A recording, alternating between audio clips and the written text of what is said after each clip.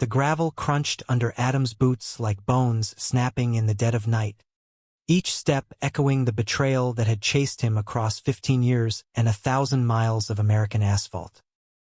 He paused at the rusted gate of Willow Creek Orphanage. The iron bars twisted like the lies his foster father had spat that final morning. "You're no son of mine, boy. Not after what I saw." The wind whipped through the overgrown oaks, carrying the faint scent of pine and regret, as Adam's hand trembled on the latch home, or the grave of his innocence. He'd been 14, all gangly limbs and stolen glances at the quarterback in gym class, when Mr. Hargrove, foster dad to a dozen lost souls over the years, had caught him with that dog-eared copy of Giovanni's Room hidden under his mattress. Not the book, exactly, but the way Adam's cheeks flushed when Peter Ellis, the soft-spoken volunteer from the local library, had recommended it during story hour. Peter, with his wire-rimmed glasses and laugh like summer rain on hot tin, had been the first person to see Adam, really see him, without judgment. But Hargrove saw something else, a stain on his perfect Christian facade, a threat to the fragile empire he'd built on government checks and Bible study groups. "Get out," Hargrove had growled, his meaty fist slamming the kitchen table so hard the salt shaker jumped like a startled rabbit. Mrs. Hargrove, Lillian, with her flour-dusted aprons and whispers of, "It'll be all right, sugar," had stood frozen by the sink, tears carving rivers through her makeup, but she hadn't moved. Hadn't stopped him as he shoved Adam's duffel bag into his chest, the zipper catching on his favorite flannel shirt. "You're going back where you came from. We don't harbor sinners here." The drive to the orphanage was silent, the old Ford pickup rattling over potholes like it was trying to shake the devil out of them both. Adam had pressed his forehead against the cool window, watching the cornfields blur into golden judgment, wondering if God or whoever was up there had ever felt this hollow. Willow Creek loomed now, this clabbered siding peeling like old skin. The sign out front faded to a ghostly "Hope starts here." Adam hadn't planned to come back. Not really. New York City had swallowed him whole after that. Foster hops through Brooklyn group homes, a scholarship to NYU on sheer grit and late-night shifts at a Hell's Kitchen diner. He'd built a life, a cozy apartment in Chelsea with exposed brick and a cat named Scout, a job as a graphic designer for indie queer zines, hookups that bloomed into nothing because trust was a luxury he couldn't afford. But the email had come 3 weeks ago, forwarded from an old social worker's address. "Lillian's sick. Cancer. Hargrove's burying them in debt. If you're out there, Adam, please." Signed, Peter Ellis. Peter. The name alone twisted something deep in his gut, a knot of what-ifs and half-remembered warmth. He pushed the gate open, the squeal slicing the twilight quiet. The orphanage grounds were quieter than he remembered. No shrieks of kids chasing fireflies, just the hum of cicadas and the distant rumble of a freight train. The main building's windows glowed faintly, like embers in a dying fire. Adam's heart hammered as he climbed the steps, his knock echoing hollow against the oak door. Footsteps. Then, "Adam." The voice was softer than memory, laced with disbelief. Peter stood there, taller now, his dark hair tousled, those glasses still perched on his nose like a shield. He wore a faded Willow Creek volunteer tee, jeans worn at the knees, and an apron dusted with what looked like cookie crumbs. For a split second, time folded. Peter, 22 then, reading aloud from Whitman to a circle of wide-eyed Fosters, his eyes lingering on Adam just a beat too long. "Yeah," Adam managed, his throat tight. "It's me." Peter's face crumpled, then lit with a smile that could crack concrete. He pulled Adam into a hug before either could think twice. Fierce, unyielding, smelling of vanilla and old books. God, kid. Look at you. You're here. He pulled back, hands on Adam's shoulders, scanning him like a lost page in a favorite novel. Come in, come in. It's freezing out there. Inside, the foyer smelled of lemon polish and microwave dinners, the same threadbare rug underfoot. Peter led him to the common room, where mismatched couches sagged under the weight of too many stories. A few kids glanced up from a board game, 8, 9 years old, all sharp elbows and guarded eyes before losing interest. Everyone, this is Adam. He used to live here, way back when dinosaurs roamed. Snickers rippled, but Adam forced a grin. Hey, squirts. Don't believe him. I was the dinosaur. The ice broke, and Peter steered him to the kitchen, pouring coffee from a pot that had seen better decades. Black, 2 sugars, just how Adam liked it, once upon a time. So, Peter said, sliding into the chair across from him, elbows on the scarred formica table. The email. I wasn't sure it'd reach you. Lillian's been asking about you, you know. Every damn Tuesday. Like clockwork. Adam stared into his mug, the steam curling like ghosts. Hargrove.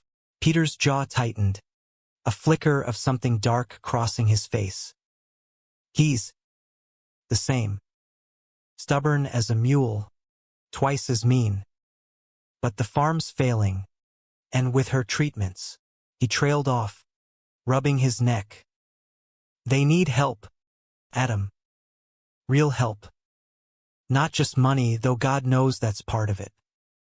But you're the miracle they don't deserve. The words landed like a sucker punch. Miracle? After the way they'd discarded him, like yesterday's trash? Adam's fingers clenched around the mug. I didn't come for forgiveness, Pete. I came because she wrote me letters once. Slipped them into my bag before they drove me out. Said she was sorry, that it wasn't her choice. He swallowed hard. And you were the only one who didn't look at me like I was broken. Peter reached across, his hand covering Adam's warm, steady. You were never broken, Adam. You were brave. Braver than any of us. Their eyes locked, and in that charged silence, Adam felt the pull, the same electric hum from those library afternoons. Peter, who had stayed, who had become the heart of Willow Creek after college, turning it from a dumping ground into something like family.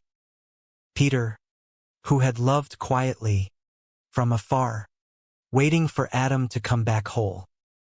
But wholeness was a lie they both knew.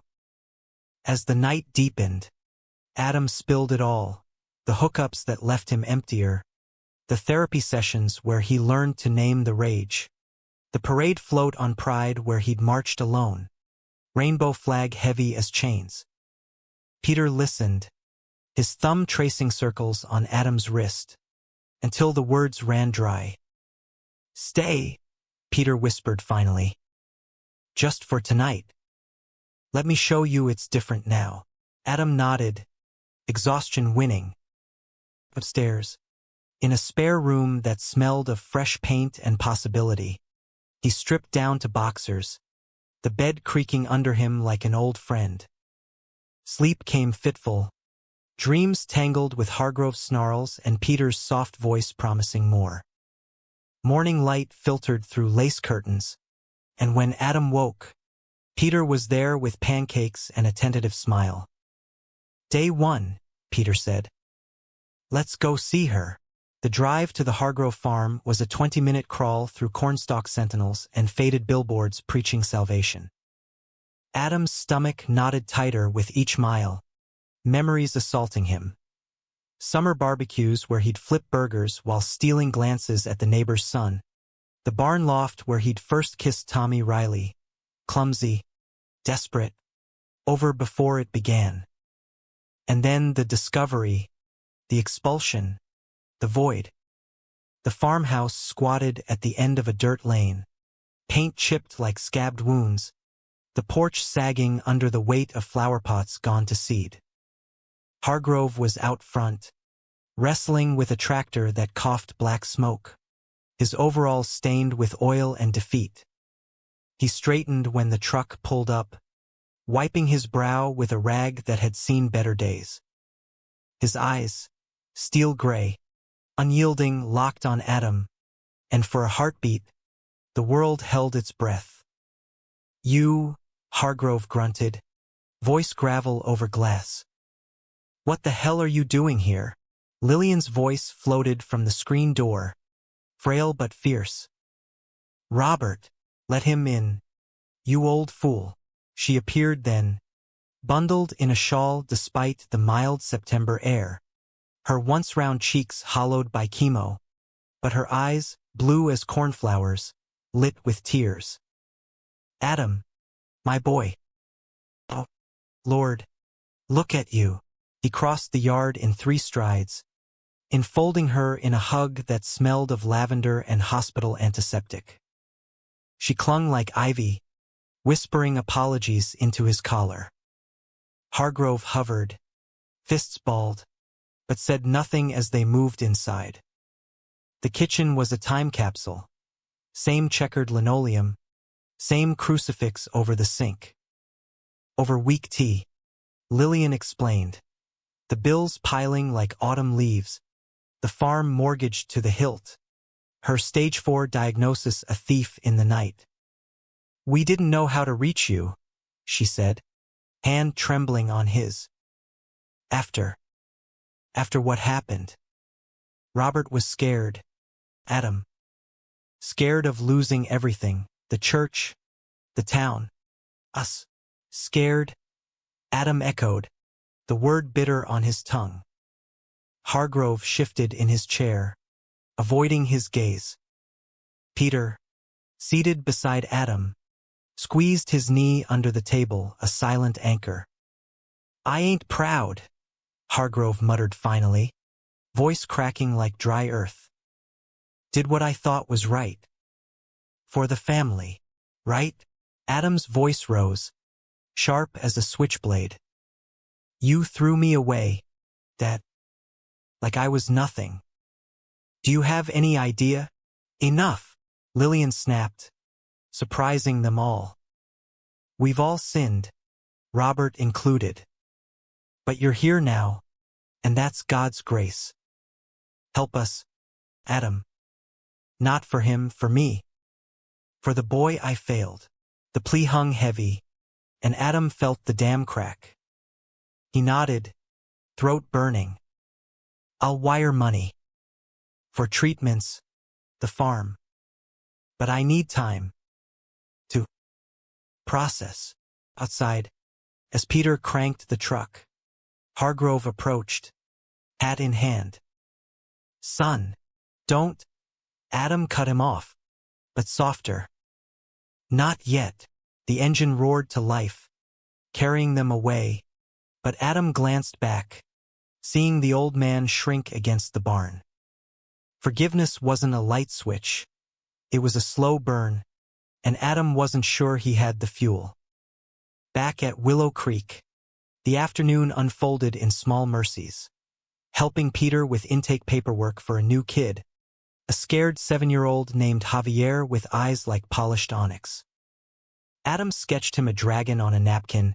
"To guard your dreams," he said, and Javier's grin was a bomb.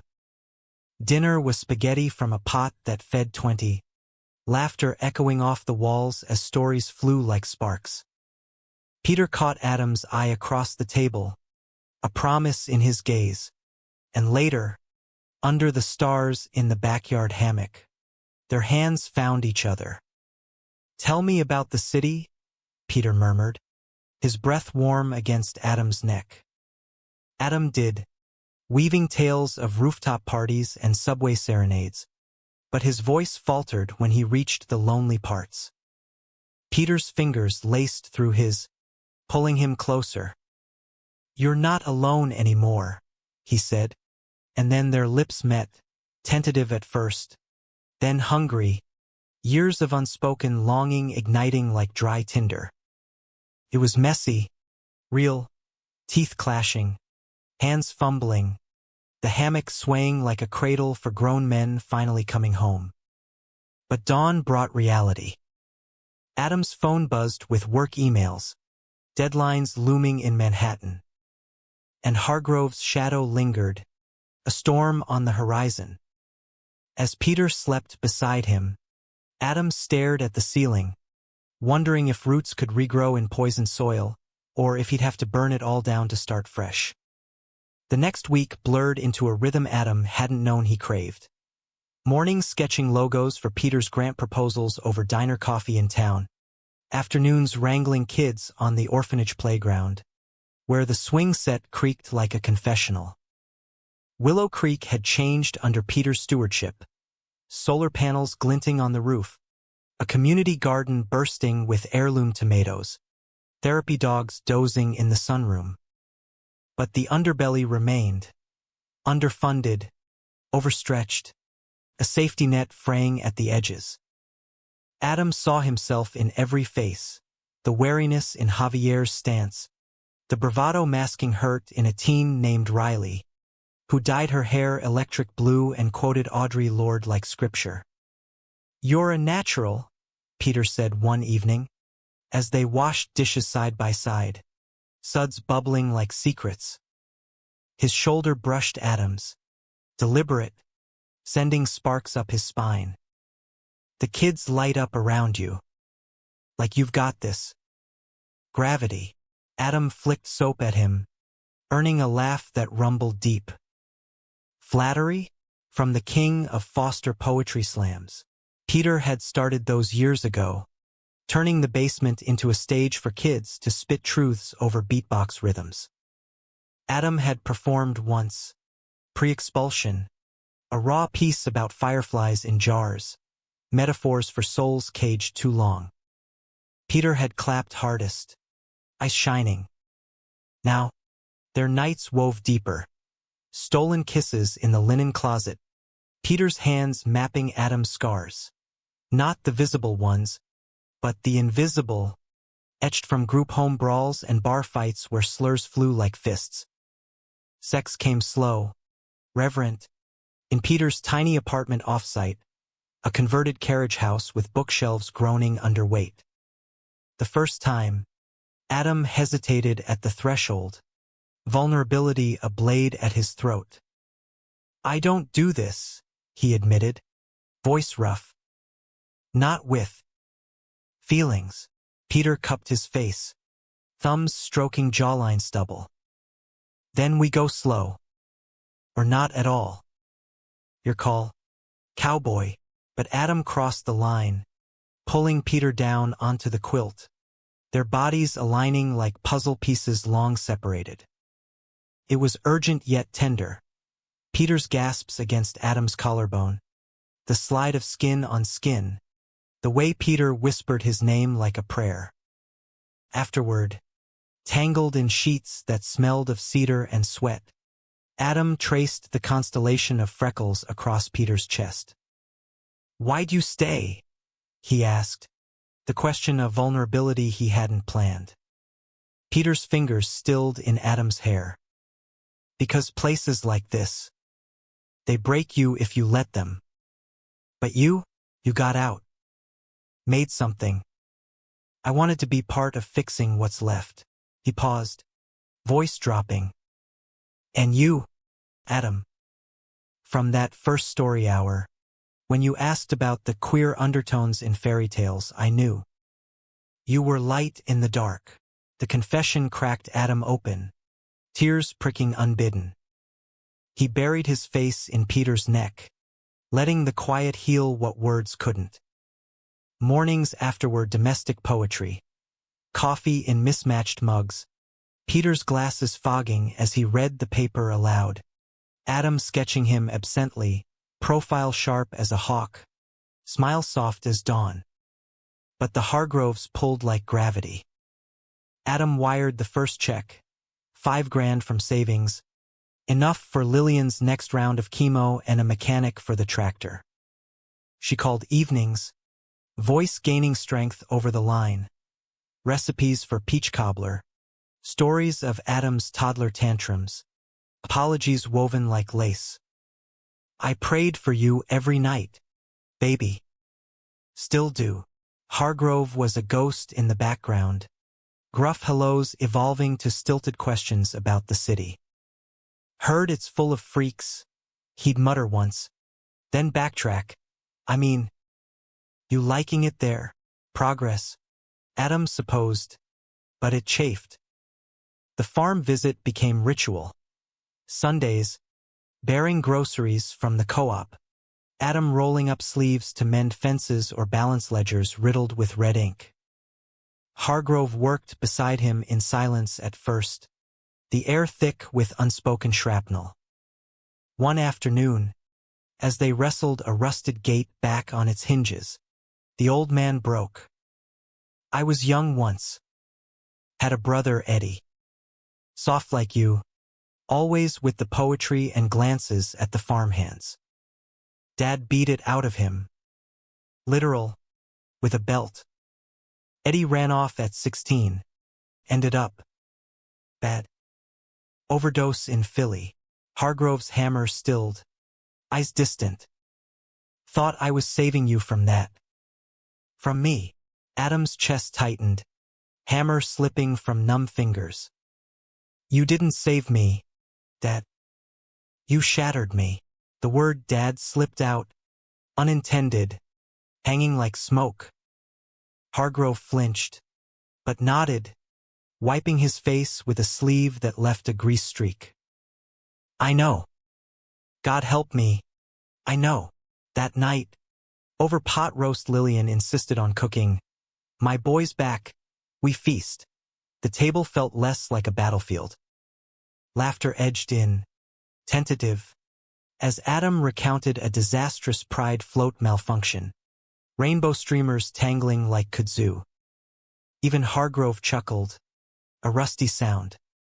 Peter, invited for the first time, fit seamlessly, charming Lillian with tales of the kids, drawing Hargrove into a debate on sustainable farming that skirted politics like a pro. Under the table, his boot nudged Adam's. A secret Morse code, we're okay. But cracks spiderwebbed. Back in Chelsea, Adam's inbox overflowed. Client revisions. A promotion dangling if he relocated to LA. Think of the exposure, his boss emailed. Oblivious. And Peter's world anchored here, Willow Creek's director now, fighting budget cuts from state suits who saw woke initiatives as line items to slash. I can't leave, Peter admitted one night, as they lay spent on the carriage house rug, fireflies dancing outside the window. Not with Javier's adoption pending, Riley's court date. This is my fight. Adam's heart stuttered. And us? Peter propped on an elbow, eyes searching. Us is the best part. But long distance? You're a shooting star, Adam. I won't clip your wings. The words were kind, but they sliced, echoes of Hargrove's rejection, of every man who'd ghosted post-climax. Adam bolted upright, yanking on jeans. Don't decide for me, Pete. I'm not some kid you pity fuck. Peter recoiled, hurt flashing. That's not Jesus, Adam. I love you. That's the problem. The L word detonated, raw and unarmored. Adam froze, the admission a lifeline or noose. He fled to the truck, tires spinning gravel into accusations, driving aimless loops under street lamps that blurred through tears. Dawn found him at the Orphanage lake, skipping stones that sank like regrets. Peter arrived with thermoses of coffee. No lectures, just presents. They sat on the dock, feet dangling in chill water, silence a bridge. "I'm scared," Adam confessed finally. "Of staying and resenting you. Of leaving and losing this." Peter nodded, shoulder to shoulder.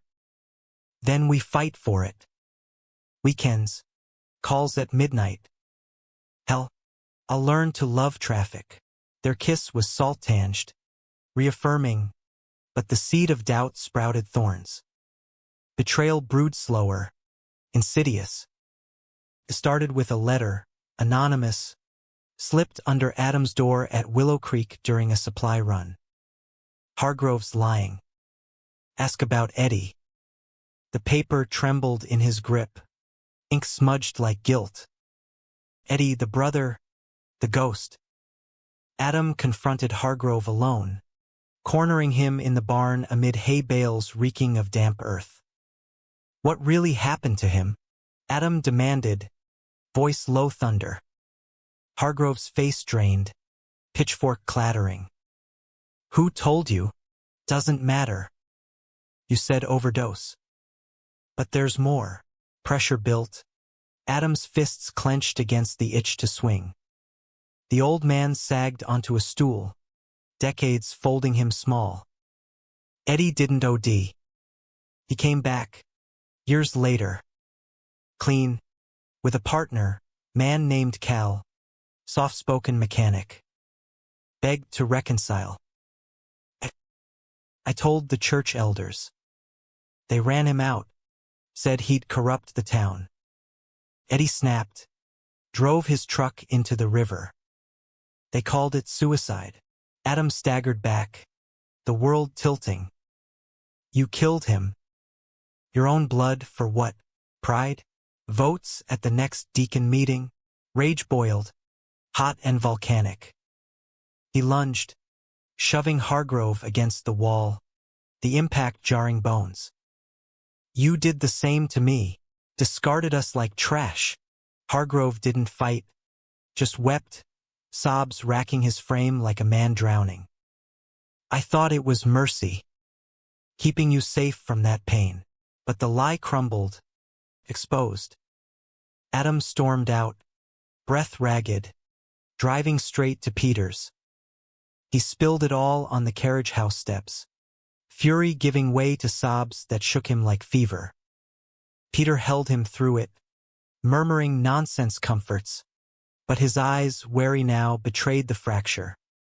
"You can't fix them, Adam. Not if it breaks you." But Adam was already breaking, the return a Pandora's box of wounds reopened. That night, sleep evaded, Peter's arm heavy across his waist a reminder. Love was fragile, and betrayal's echo lingered long after the shout. October painted upstate New York in fire, maples blazing crimson, the air crisp with the promise of frost. Adam threw himself into the farm's resurrection, channeling rage into action. Grant applications co-written with Peter under the kitchen oak, where Lillian napped in her recliner. Morphine drip a quiet sentinel. He bartered design skills for local favors, logos for the feed store in exchange for hay, flyers for the county fair drawing crowds that swelled Hargrove's coffers. The old man softened incrementally, mornings shared over tractor manuals, grunts evolving to pass the wrench. Son. But trust was a mended quilt, stitches visible, prone to unraveling. Peter became the glue, ferrying Adam between orphanage duties and farm calls, their drives filled with mixtapes of Springsteen and Hozier, voices raw as their own. Romance bloomed in margins. Picnics by the lake with PB and JS and stolen beers, Peter's head in Adam's lap as he recited E. Cummings under harvest moon. Anyone lived in a pretty how town, Peter murmured, fingers toying with Adam's belt loops. With up so floating many bells down. The words dissolved into kisses, urgent against the truck's tailgate.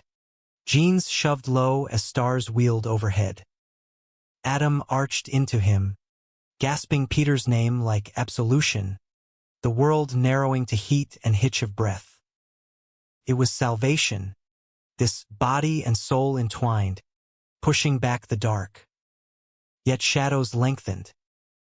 Adam's LA offer crystallized. Creative director, 6 figures, a corner office with Hollywood views. "It's your shot," his mentor Skyped, face pixelated earnest. "Don't let small-town gravity hold you. Small town." The phrase stung, reducing Peter's world and their love to footnote. Adam confided in Lillian over chamomile, her hands frail in his. "Go if it calls, baby. But remember, roots ain't chains. They're what keep you standing in the storm." Hargrove overheard, cornering Adam in the tool shed later, lantern light carving hollows in his face. "You leavin' us already? After all this?" Accusation laced the plea, but beneath fear, raw as Eddie's ghost. "Not us," Adam shot back, wrench clanking. "You. This place is a band-aid on a bullet wound." He slammed the door, heart pounding, but the seed took doubt, insidious, whispering run before they ruin you again. The betrayal crested mid-month, a Thursday etched in bile. Peter was late for their dinner, lasagna bubbling in the orphanage oven, and when he burst in, face ashen, Adam knew. "The church," Peter panted, collapsing onto a stool. "Hargrove's elders, they're auditing Willow Creek, claiming moral turpitude in the staff. Me, specifically. Because of us." Adam's blood iced. "Us," Peter nodded, eyes haunted. "Someone saw us at the lake. Word got back. They're pushing to defund. Call it protecting the kids from influences." The word dripped venom, Hargrove's echo. Fury propelled Adam to the farm, truck fishtailing on wet leaves. Hargrove was in the den, Bible open like a shield, but Adam snatched it away, slamming it shut. "You sicked your cronies on Peter? On the place that saved me?" Hargrove rose, defiant. "He's corruptin' those children, teachin' 'em your ways." "My ways," Adam roared, veins thrumming. "Love? That's the corruption? Eddie died because of your ways. You hypocrite." He advanced, chest heaving, the air electric with violence unspent. Lillian shuffled in, shawl slipping, her gasp a bucket of ice water. "Robert, tell me it's not true." Her voice quavered, betrayal's blade turning inward. Hargrove deflated, shoulders slumping. "Lillian, they came to me, said Peter was a risk. I just nodded." The admission hung, damning. She turned on him, eyes flashing fire. 15 years I stood by you, burying your sins. But this, betraying the boy we broke, the man who came back to mend us." She clutched her chest, wheezing, and Adam lunged to steady her as she crumpled. Heart strained from the shock, the cancer's cruel accomplice. Ambulance lights strobed the night, paramedics a blur as they loaded her into the rig. Hargrove rode shotgun, face carved stone, while Adam followed with Peter, who had arrived silent, hand gripping the dash white-knuckled. In the ER waiting room, linoleum scuffed, vending machine humming dirge. Adam paced, "Peter's please a tether. This isn't on you. He's the poison." But guilt gnawed. "I brought this storm," Adam muttered. "Coming back. Stirring ghosts." Peter pulled him into a bathroom stall, door locking with a click that echoed finality. "Stop. You're the antidote." Their foreheads pressed, breaths mingling, and Adam kissed him fierce, desperate, claiming, tongues tangling with unspoken vows. It was brief, fraught, a lifeline in limbo. Hours later, the doctor emerged, stable, but the episode accelerated everything. Weeks, maybe, he said gently. Make them count. Lillian woke lucid, beckoning Adam close. Forgive him, baby. Not for him, for you. Hate's heavier than any tumor. Her hand in his was feather light, but the words anchored. Outside, dawn bled pink across the parking lot. Hargrove approached, hat twisting. I called off the dogs. Told the elders to back down. His voice cracked. Lost one brother. Can't lose another. Adam searched his face. Ruins of the tyrant. Remnants of a father. Prove it, he said, extending a hand.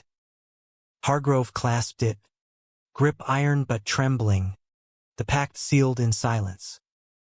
Willow Creek rallied. Kids crafting get-well cards with glitter bombs, Peter orchestrating a fundraiser, hayride auction, craft beer from the microbrew down the road. Adam designed the posters, bold graphics of lanterns in the dark. Tagline light the way home.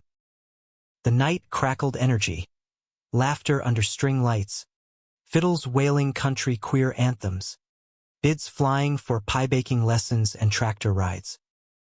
Adam and Peter danced slow in the shadows, bodies flush, the crowd a buffer against prying eyes.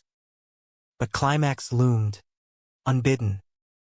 2 nights later, as Adam balanced farm books in the kitchen, Hargrove burst in drunk, eyes wild, bottle of bourbon glinting. You think you're better? Parading your filth, ruining my legacy. Biddle flew, the slur of venom arrow. Peter, arriving for a late check-in, froze in the doorway. Adam rose slow, chair scraping judgment. Legacy? Of what? Driving sons to graves. Eddie's? Mine? The air thickened. Hargrove advancing, bottle raised like a club. Peter lunged, tackling him mid-swing, grunts and thuds, glass shattering in a whiskey rain. Adam hauled them apart, heart slamming, as Hargrove slumped, sobbing. I hate what I am. Hate what I made you. The words detonated. Peter, bruised lips split, helped him to the couch, where Lillian, discharged that afternoon, joined, her frail form a pillar.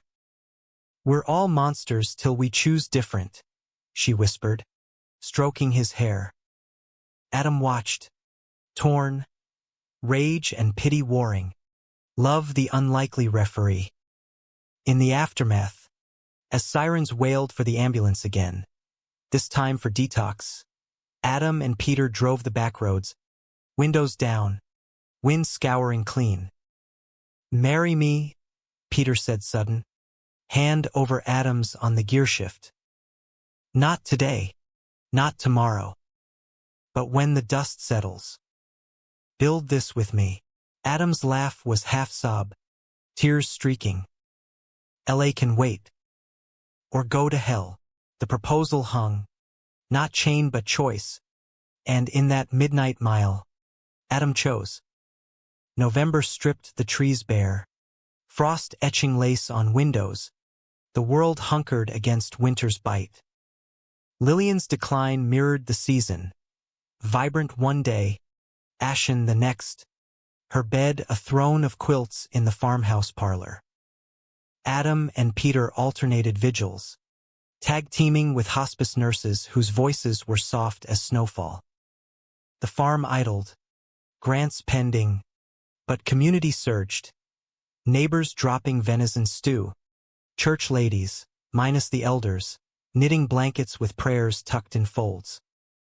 Hargrove, sober now, haunted the edges, fetching ice chips, reading psalms in a voice gravel-smoothed by regret. Their love deepened in the hush. Peter's hand in Adam's during chemo runs to Syracuse, where they'd steal hours in a diner booth, sharing fries and fears. "What if I can't stay?" Adam confessed once, the question a splinter. Peter's reply was steady.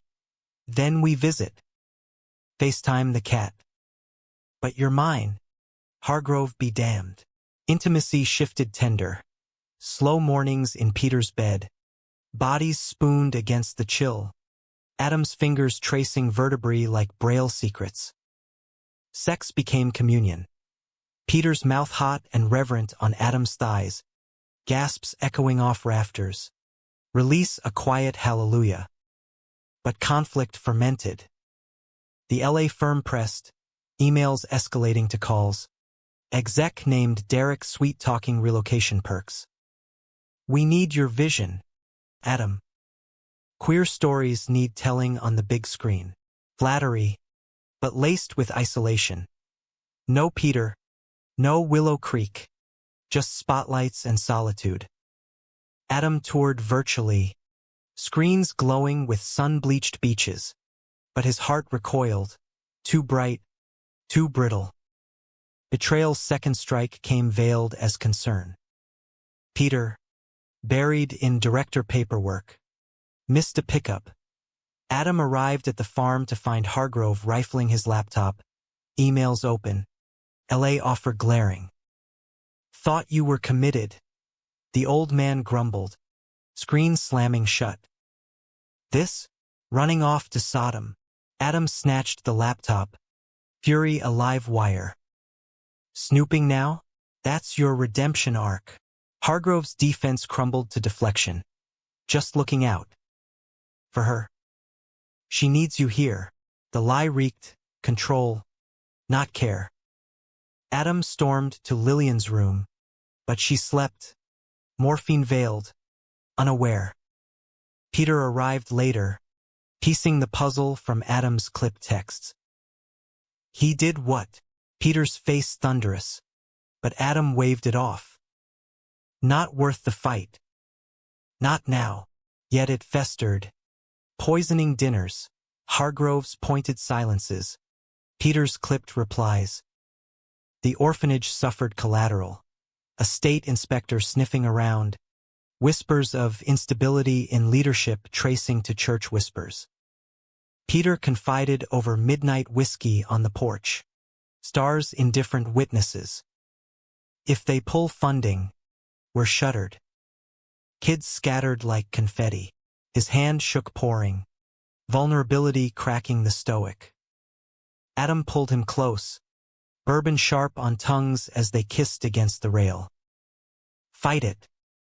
With me." But doubt gnawed. Was he anchor or albatross? Climax erupted on Thanksgiving Eve. A storm front rolling in with sleet that lashed like accusations. The farm table groaned under turkey and fixings. 20 souls crammed in. Fosters mingling with locals. A fragile family forged in fire. Laughter flowed tentative. Toasts to Lillian raising glasses high. But Hargrove, 3 beers deep, shattered the peace mid-carve.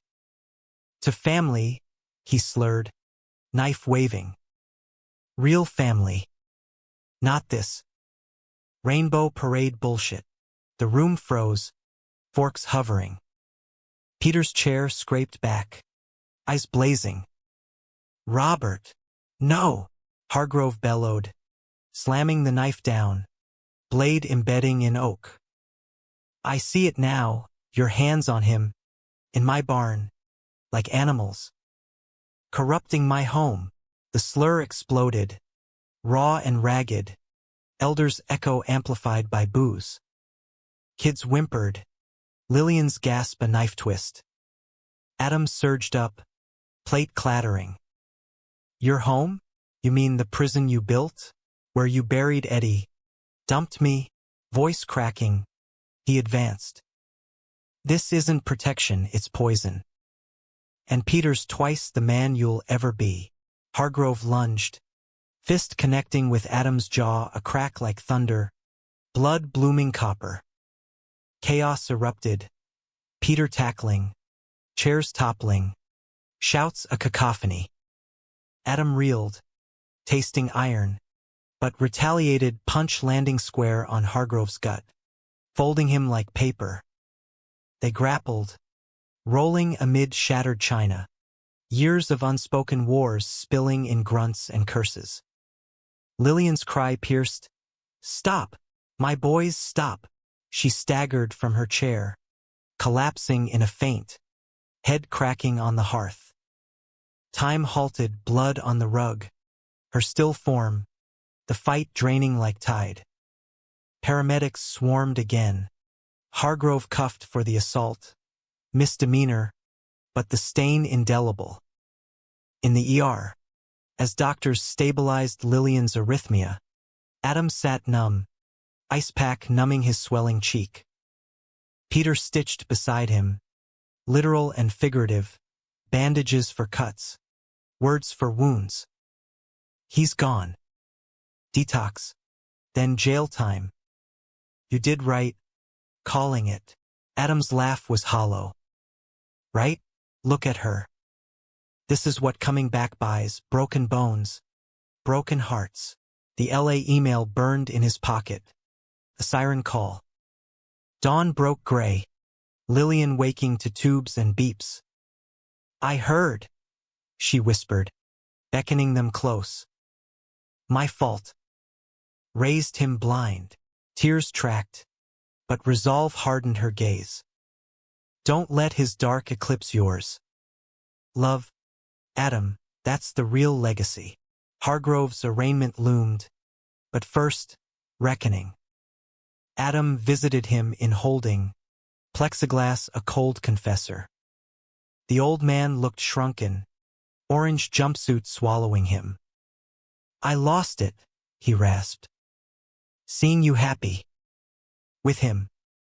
Reminded me of Eddie, what I stole, sobs racked, unfiltered. Forgive? Hell. Forget me.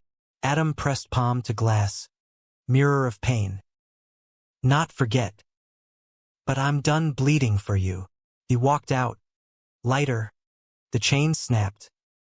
Willow Creek's fate teetered. Inspector report pending. But Peter's petition, backed by Adam's viral graphic campaign, Save Willow Hearts, gained traction online. Queer influencers amplifying from coasts. Donations trickled, then flooded enough to bridge the gap. They celebrated small. Bonfire on the grounds, kids roasting marshmallows, Riley leading a chant, We rise! That night, in Peter's arms, Adam surrendered. No, LA. Here. With you. Peter's kiss was fierce. Bodies igniting on the rug, slow burn to inferno. Hips grinding in rhythm primal. Peter's name a mantra on Adam's lips. Climax shattered them. Aftershocks trembling. Love's forge hammering doubt to dust. But winter deepened. Lillian fading like embers. Her final days were lucid grace. Bedside stories of Adam's childhood mischief. Hands clasped in triad. Adam. Peter. Her. You're my angels, she breathed, eyes fluttering. On a snow-glazed morning, she slipped away, peaceful, the room filling with light that felt holy. The funeral was a tapestry. Church pews packed, eulogies weaving loss and love. Hargrove, released on bail, sat rear, head bowed, spectator to his own undoing. Afterward, at the graveside, Adam scattered wildflowers, whispering, Rest easy, Mom. We got this. Grief hollowed, but Peter filled the voids. Nights curled by the fire, planning futures. Adoption classes, maybe Javier as their first. Romance rekindled gentle. Walks in fresh snow, mittened hands swinging, kisses tasting of cocoa and promise. yet echoes lingered. A letter arrived weeks later. Hargrove's scrawl: sold the farm. Proceeds to Willow Creek. Start fresh, son. I'm going west to Eddie's old haunts. Find peace. Enclosed, keys to the house. Deed in Adam's name. Betrayal's coda. Redemption's gift. Adam burned the letter in the hearth. Ashes swirling like released sins. It's ours now, he told Peter, pulling him close. Ours to heal. Spring unfurled tentative in the Finger Lakes.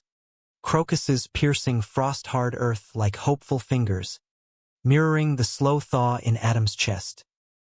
Willow Creek bloomed under Peter's helm. New wing funded by the farm sale. Therapy rooms with rainbow murals Adam designed. Kids' laughter a symphony chasing winter's dirge. The assault charges against Hargrove resolved quiet. Plea to disorderly. Community service at a queer youth center in Albany. Irony's sharpest blade, but growth's first cut. Adam stayed. Roots delving deep. Freelance from the carriage house. Screens glowing with zine spreads that now featured upstate tales. Queer farmers. Foster poets. Love defying odds. Peter proposed proper on a May evening. Picnic by the lake where betrayal had first bloomed. Ring simple. Silver band etched with anyone lived. Knelt on one knee with Javier holding the box. Grinning gap-toothed. Marry me, Adam Hargrove? Make this chaos home. Tears blurred the yes. Their kiss sealing amid cheers from gathered kids. Riley whooping. A new girl named Mia tossing petals. The wedding was Willow Creek incarnate. Backyard under oaks. Officiant a drag queen from Syracuse named Magnolia. Vows exchanged with firefly jars as witnesses. Adam in linen suit. Peter in vintage tweed. Dances wild till midnight. Springsteen blasting. Bodies swaying in spectrum of embraces. Honeymoon was local magic. Cabin in the Adirondacks. Loaned by a donor. Days hiking trails where moose grazed unbothered.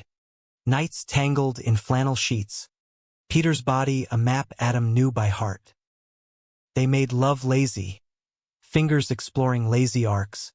Mouths tracing collarbones. Climaxes rolling like distant thunder. Soft and profound. Forever, Peter murmured post-glow. Tracing wedding band glint. Adam believed it. Scars fading to stories. But humanism's arc bent gentle tragedy. Word came in July.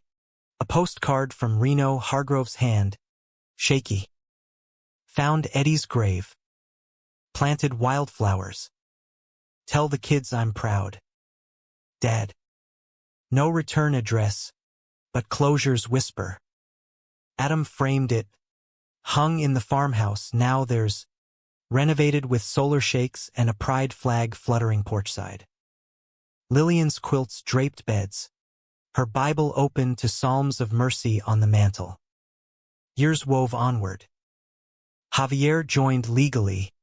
A rambunctious 10-year-old with Peter's wit and Adam's sketchpad obsessions. Their family expanding to include Riley as godsister, fostering a parade of hearts needing mending. Willow Creek thrived. Model for reforms, state grants flowing. Headlines praising queer sanctuary in Heartland America. Adam's art graced billboards. Peter's TED Talk on resilient love going viral. Their story a beacon for the discarded. Conflict revisited in flickers. A church protest at the gates. Slurs spray-painted on fences. But they met it united. Countersigns reading "Love wins here." Community barbecues drowning hate in harmony. Betrayal's ghost surfaced once more. A letter from an elder confessing Hargrove's long-ago bribe to silence Eddie's truth. But Adam burned it unread, choosing light over ledger. Romance endured, evolving. Anniversaries with cabin getaways. Lazy Sundays sketching nudes by the hearth. Peter's form eternal muse.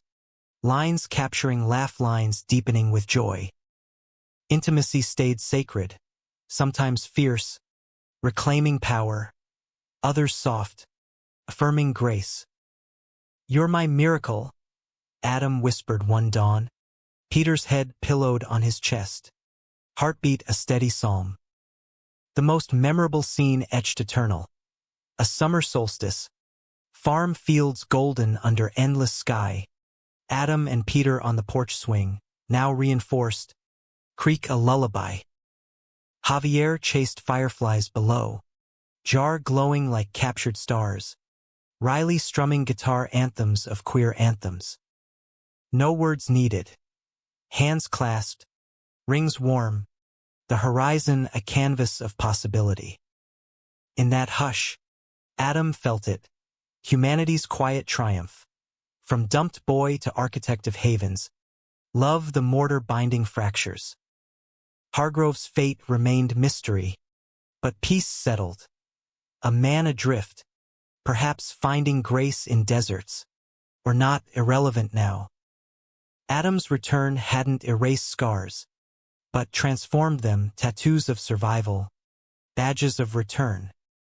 In Peter's embrace, under stars winking approval, Adam exhaled, whole, not despite the breaks, but because of them. And so, in the heart of America, fields whispering forgiveness, lakes mirroring resolve they built. Not perfect, but profound. A gay story, yes, but more a human one, where betrayal bowed to belonging, and love, fierce and unyielding, lit the way home.